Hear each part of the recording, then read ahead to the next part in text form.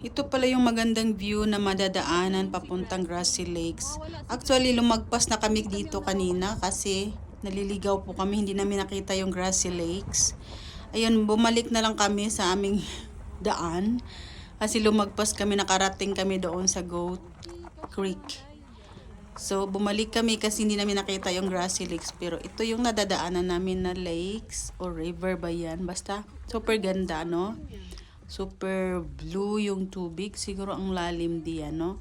Ayan, bumalik na kami doon papuntang Grassy Lakes. Pero ang ganda, okay lang din kasi ang ganda ng view na madadaanan. Oh, di ba nakita nyo yung mountain, super tulis ng mountain.